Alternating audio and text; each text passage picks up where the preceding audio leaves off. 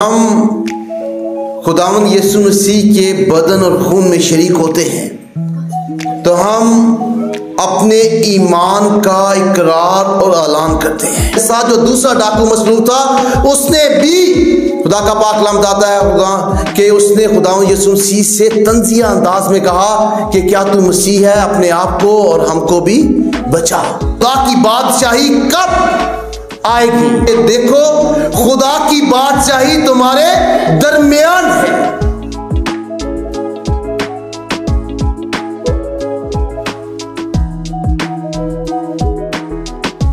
यीशु के बरकत नाम में आप सबकी सलामती हो। आज हम सब पाकशाह की इबादत में शरीक हैं ताकि हम बाहम मिलकर खुदा की इबादत, बंदगी और प्रस्तिश कर सकें।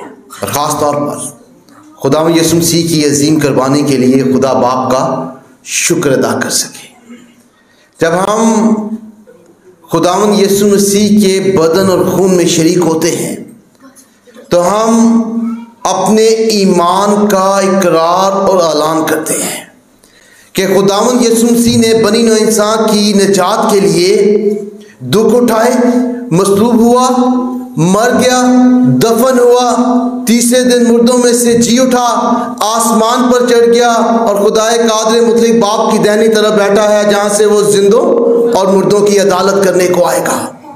जैसा कि पहला पत्र उसके दूसरे बाप की 24वीं आयत में लिखा है, वो आप ही हमारे गुनाहों को अपने बदन पर लिए हुए सलीब पर चढ़ गया ताकि हम गुनाहों के एतबार से मरकर रास्तबाजी के एतबार से जिए और उसी के मार खाने से तुमने शिफा पाई है। और गलतियों के खाते उसके तीसरे बाप की 13वीं आयत में खुदावंद यीशु मसीह के बारे में लिखा है कि मसीह हमारे लिए लानती बना, क्योंकि जो सलीब पर यानी लकड़ी पर चढ़ाया जाता था उससे लानती माना जाता था। और खुदावंद यीशु मसीह मेरे और आपके लिए लानती बना। और ये इसलिए है कि खुदा ने दुनिया से ऐसी मोहब्बत रखी कि उसने अपना इकलौता बेटा बख्श दिया ताकि जो कोई उस पर ईमान लाए हलाक ना हो बल्कि हमेशा की जिंदगी पाए। इफिसियों खात उसके दूसरे बाप की 8वीं आयत में लिखा है, हमको ईमान ही के वसीला से फजल ही से नजात मिली है और तुम्हारी तरफ से नहीं, खुदा की बख्शिश है। नजात कैसे मिलती है? मसीह यीशु पर ईमान लाने से, और ये किसी की तरफ से नहीं है बल्कि खुदा की तरफ से बख्शिश है।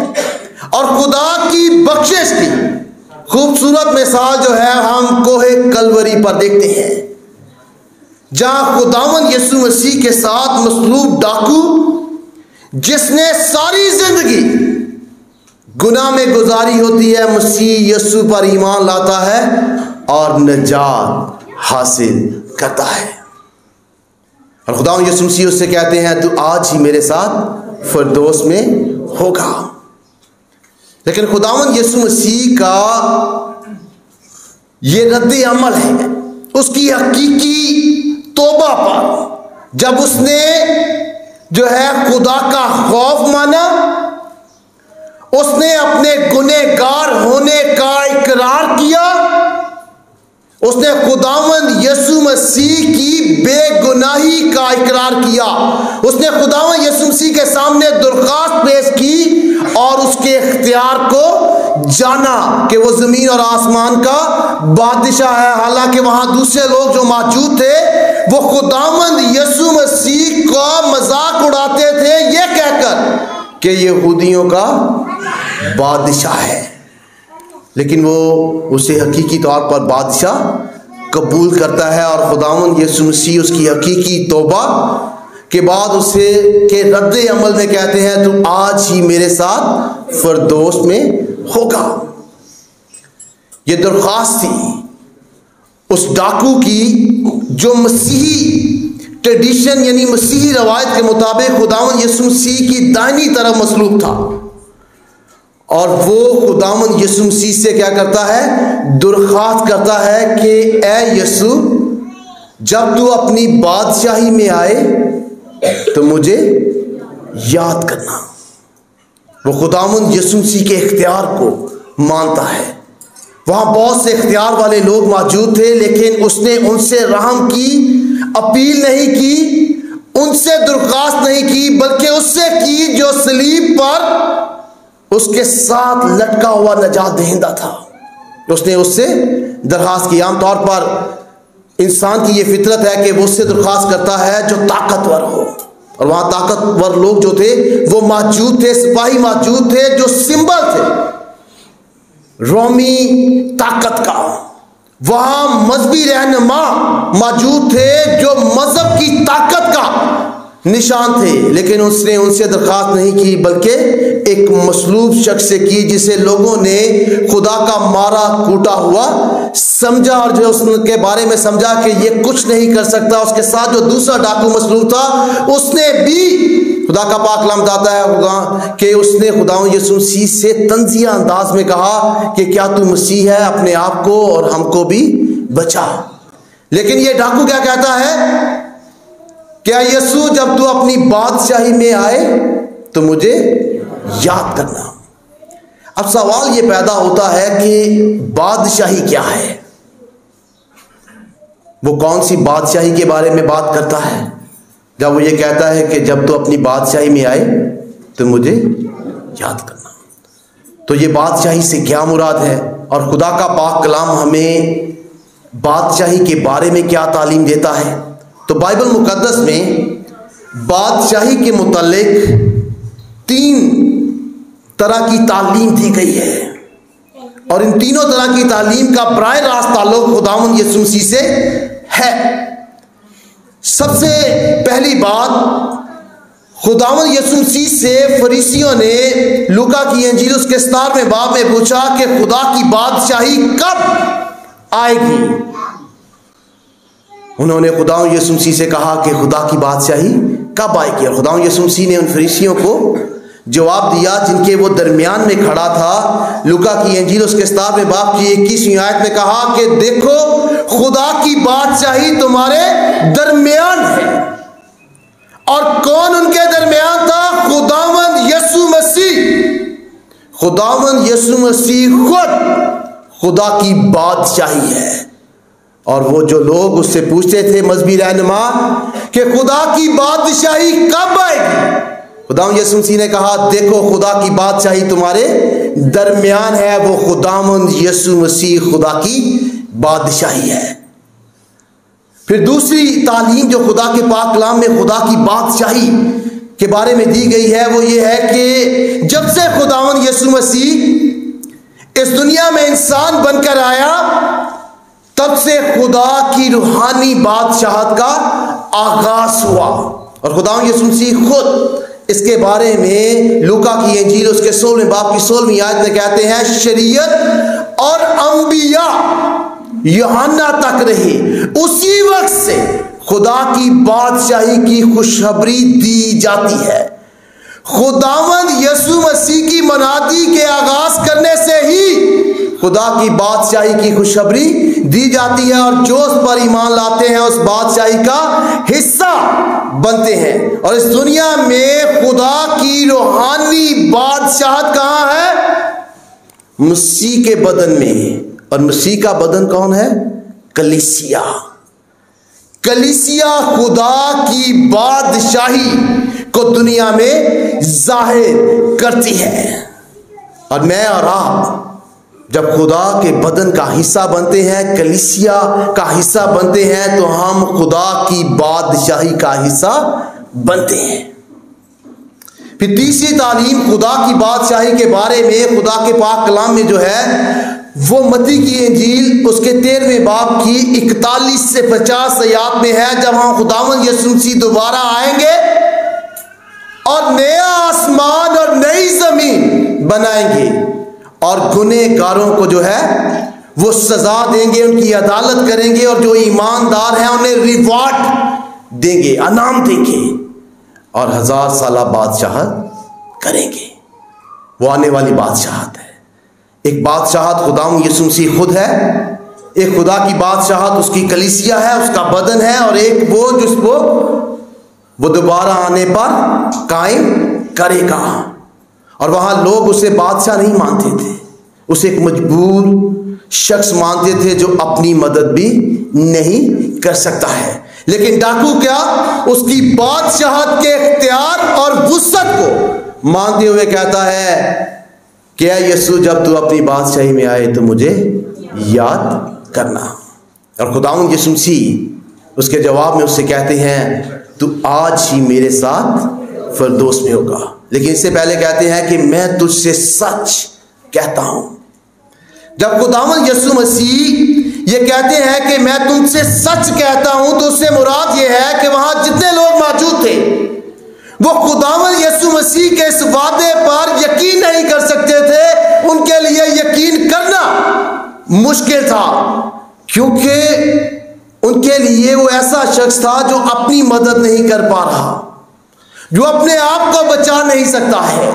इसलिए जब खुदावंद यीशु मसीह इसके बात कहने वाले थे, उससे पहले अपने अल्फाज की सदाकत को साबित करने के लिए कहते हैं कि मैं तुमसे सच कहता हूं, मैं तुझसे सच कहता हूं, जिसमें किसी किस्म की कोई शक की गुंजाइश नहीं है। और कहते हैं आज ही तू मेरे साथ फिरदौस में होगा। तो सवाल ये पैदा होता है कि फिरदौस क्या है, जहां खुदावंद यीशु मसीह ने उस डाकू से वादा किया कि तू आज ही मेरे साथ फिरदौस में होगा। फिरदौस के लिए अंग्रेजी बाइबल में इसी लफ्ज का तर्जुमा जो है वो पैराडाइज किया गया है। और फिरदौस और पैराडाइज ये दोनों जिस यूनानी लफ्ज का तर्जुमा है वो फारसी जबान के लफ्ज से निकला है, जिसका मतलब है बाग। और ये वही लफ्ज है जो पैदाइश की किताब उसके दूसरे बाब की 30वीं आयत में इस्तेमाल हुआ है, जहां लिखा है कि खुदावंद ने मशरिक की तरफ अदन में बाग लगाया, यानी बागे अदन फिरदौस है, बाग फिरदौस है। और अहद अतीक में बाग का लफ्ज वही लफ्ज जिसका तर्जुमा फिरदौस किया गया है, अहद अतीक में बाग के तौर पर इस्तेमाल हुआ है। वाइस की किताब उसके दूसरे बाब की 5वीं आयत में, और गजलो गजलात उसके चौथे बाब की जो है 13वीं आयत में बाग का लफ्ज इस्तेमाल हुआ है, जो कि अहद अतीक में फिरदौस है। लेकिन जब हम नए अहदनामा में आते हैं तो नए अहदनामा में फिरदौस का लफ्ज सिर्फ 3 दफा नए अहदनामा में इस्तेमाल हुआ है, और 3 मुख्तलिफ मकामात पर। एक तलावत करदा हवाला में, यानी लूका की इंजील उसके 23वें बाब की 43वीं आयत में, जहां खुदावंद यीशु मसीह ने अपने साथ मसलूब डाकू से कहा कि तू आज ही मेरे साथ फिरदौस में होगा। और दूसरी बार दूसरा ग्रंथियों का खत उसके 12वें बाब की 4थी आयत में, जहां पालूस रसूल यकायक फिरदौस में पहुंचता है, और इस आयत के मुताबिक उसने जो वहां सुना, जो देखा, वो कहता है कि आदमियों को बताना रवा नहीं है। तो वो फिरदौस कैसा है, कैसा दिखता है, वहां कैसे काम होता है, हम नहीं जानते, क्योंकि पालूस रसूल कहता है कि जो मैंने उधर सुना वो आदमियों को बताना रवा नहीं है। तो तीसरी बार जो खुदा के पाक कलाम में फिरदौस का लफ्ज इस्तेमाल हुआ, मुकाशवा की किताब उसके दूसरे बाब की 7वीं आयत में, जहां खुदावंद यीशु मसीह नए आसमान और नई जमीन बनाएंगे और नए बागे अदन जो गालिब आएंगे उन्हें जिंदगी के दरख्त में से जो खुदा का फिरदौस है फल खिलाएंगे। ये आने वाले वक्त की बात है। और जहां पालूस रसूल गया जिस फिरदौस में, उसके बारे में वो ये समझता है कि आदमियों को बताना रवा नहीं है। तो फिर खुदावंद यीशु मसीह जिस फिरदौस की बात करते हैं और डाकू से कहते हैं कि आज ही तू मेरे साथ फिरदौस में होगा, वो फिरदौस कौन सा है? खुदावंद यीशु मसीह जब इस दुनिया से रुखसत हुए मर कर सलीब पर, तो फिर वो कहां गए? डाकू के साथ। तो खुदावंद यीशु मसीह खुद इसमें हमारी रहनुमाई करते हैं और खुद उनका बयान है। मत्ती की इंजील के 12वें बाब की 40वीं आयत में खुदावंद यीशु मसीह ने कहा कि जैसे योना 3 रात दिन मछली के पेट में रहा, वैसे ही इब्ने आदम भी 3 रात दिन जमीन के अंदर रहेगा। यानी जिस तरह योना मछली के पेट में रहा, उसी तरह इब्ने आदम भी 3 रात दिन जमीन के अंदर रहेगा। और यहां खुदावंद यीशु मसीह अपने लिए जिस्म या रूह का लफ्ज इस्तेमाल नहीं करते हैं, बल्कि इब्ने आदम करते हैं। और खुदावंद यीशु मसीह का हम जानते हैं कि जिस्म को दफनाया गया था कब्र में, और उस वक्त की कब्रें जो थी वो जमीन के अंदर होती थी, और जिन्हें बाहर से बंद किया जाता था। उसका जिस्म जमीन के अंदर है, और लेकिन उसकी रूह कहां पर गई? और रूह उसकी आलमे रवा में उतरी। और इस बात को पतरस बयान करता है जब वो ईदे पेंतीकोस के दिन जो है खुदावंद यीशु मसीह की मसलूबियत, मौत और जी उठने के बारे में ईदे पेंतीकोस के दिन पैगाम देता है। और अपने पैगाम के दौरान जो है ईमाल की किताब उसके दूसरे बाब की 27वीं आयत में कहता है, तू मेरी जान को आलमे रवा में ना रहने देगा। और ये इक़्तिबास है ज़बूर 16वां उसकी 10वीं आयत का, जहां लिखा है कि तू मेरी जान को पताल में ना रहने देगा। यानी तू ना मेरी जान को पताल में रहने देगा, ये इक़्तिबास है। और अहद अतीक का पताल और नए अहदनामे की आलमे रवा, इसका मतलब है पोशीदा जगह जिसे कोई देख नहीं सकता है। और खुदावंद यीशु मसीह उस पोशीदा जगह पर गए, और खुदावंद यीशु मसीह ने अपने पाक कलाम में खुद ही उस जगह की तफसील भी बताई। और लूका की इंजील उसके 16वें बाब की 19 से 31वीं आयत में खुदावंद यीशु मसीह ने आलमे रवा की किस तरह से सेटिंग है उसके बारे में बताया, और गरीब लाजर और दौलतमंद आदमी के बारे में बताया, और बताया कि उसके 2 हिस्से हैं। एक हिस्सा वो है जिसे इब्राहिम की गोद कहा जाता है, और दूसरा हिस्सा वो है जिसे गजब की जगह कहा जाता है। और जो इब्राहिम की गोद वाला हिस्सा है वहां कौन गया? गरीब लाजर। और जो गजब की जगह का हिस्सा है वहां कौन गया? दौलतमंद शख्स। और खुदा का पाक कलाम बताता है कि उन दोनों हिस्सों के दरमियान एक बड़ा गड़ा है, और वो इसलिए है ताकि कोई एक हिस्से से दूसरे हिस्से में ना आ सके। और ये आलमे रवा है। जो ईमानदारों की रूहें थी वो जगह पर जाती थी जिससे इब्राहिम की गोद कहा जाता है। जब इब्राहिम की गोद की बात हो तो उससे ये मुराद नहीं है कि जो ईमानदार मरता था और उसकी रूह वहां जाती थी तो इब्राहिम की गोद में जाकर बैठ जाता था, ऐसा नहीं है। बल्कि इब्राहिम की गोद से मुराद है कि आराम की जगह, वो आराम की जगह पर थे, जबकि दूसरे जो गजब के हिस्से में थे वो तकलीफ वाले हिस्सा में थे। और ईमानदारों की रूहें जो थी वहां मसीह यीशु का इंतजार कर रही थी। और खुदावंद यीशु मसीह के बारे में इफिसियों के खत उसके 4 बाब की 7 से 10 आयत में लिखा है कि खुदावंद यीशु मसीह जो आलमे बाला पर चढ़ा और कैदियों को साथ ले गया। और फिर खुदा के पाक कलाम में वहां लिखा है जो नीचे उतरा है वही आसमानों से ऊंचा जाकर बैठा है, और वो खुदावंद यीशु मसीह है। और कैदी वो है जो ईमानदारों की रूहें थी, और वो खुदावंद यीशु मसीह का इंतजार कर रहे थे। और ये डाकू खुदावंद यीशु मसीह के साथ आलमे रवा में गया, और फिर खुदावंद यीशु मसीह के आसमान पर जाते हुए उसके साथ ही कैदियों के साथ आसमान पर गया। और खुदावंद यीशु मसीह के आसमान पर जाने से पहले सारी रूहें जो थी वो वहां पर जाती थी जो अहद अतीक की फरदौस है, जिसे पैताल भी कहा गया है, जिसे आलमे रवा भी कहा गया है। लेकिन उसके बाद से खुदावंद यीशु मसीह के आसमान पर जाने के बाद से ईमानदार जब इस दुनिया से रुखसत होते हैं तो उनकी रूह बराह रास्त उस जगह पर जाती है जहां खुदावंद यीशु मसीह होता है, आसमान पर। इसीलिए पालूस रसूल जो है वो 2 कुरिन्थियों के खत उसके 5वें बाब में कहता है, मैं जिस्म में हूं या बगैर जिस्म के मसीह के साथ रहना पसंद करता हूं। और हकीकी फरदौस क्या है?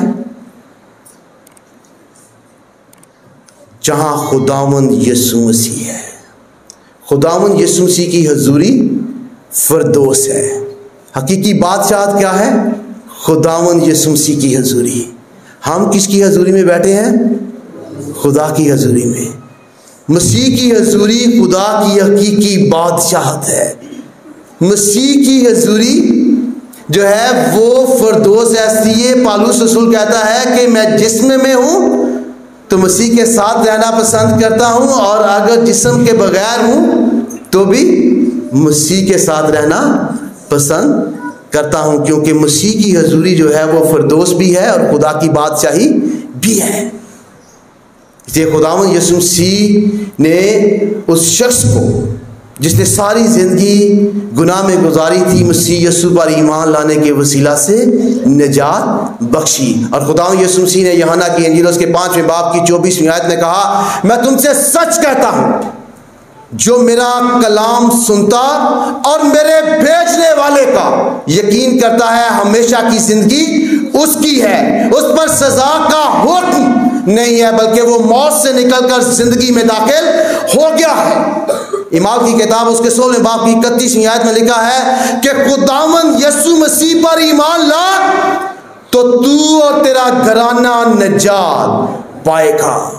और रोमियो के खात उसके 10वें बाब की 9वीं आयत में लिखा है कि अगर तू अपनी जबान से यीशु के खुदावंद होने का इकरार करे और अपने दिल से ईमान लाए कि खुदा ने उसे मुर्दों में से जलाया है तो निजात पाएगा।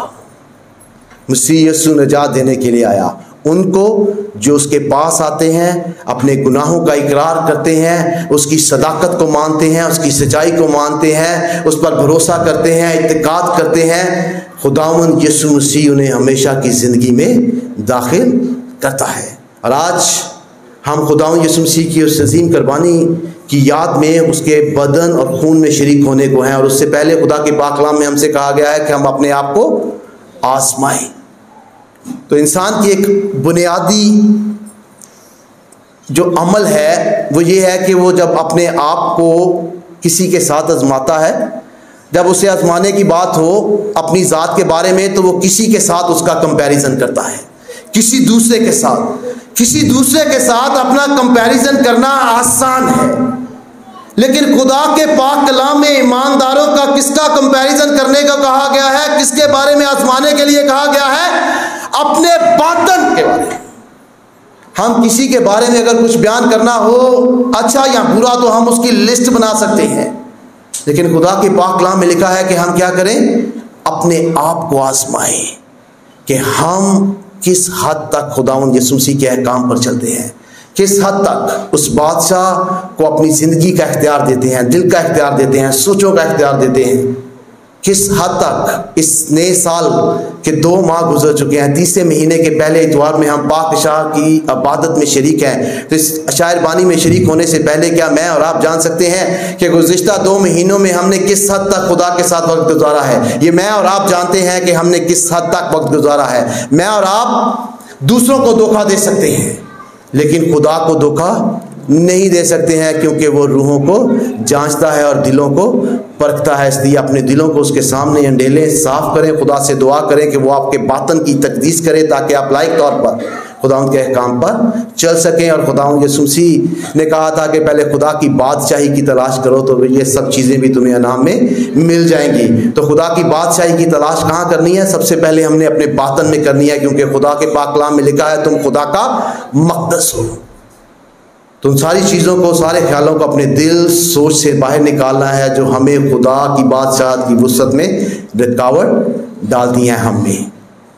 तो खुदावंद मुझे और आपको ऐसा करने की तौफीक दे, और खुदावंद आपको ताकत और हिम्मत दे कि आप हमेशा खुदावंद के साथ मोहब्बत, प्यार, यगानगत और उसकी इबादत, तारीफ़, तमजीद में ज़िंदगी बसर करें। उस पाक कलाम के वसीला से खुदा आपको बहुत बरकत दे। शुक्रिया।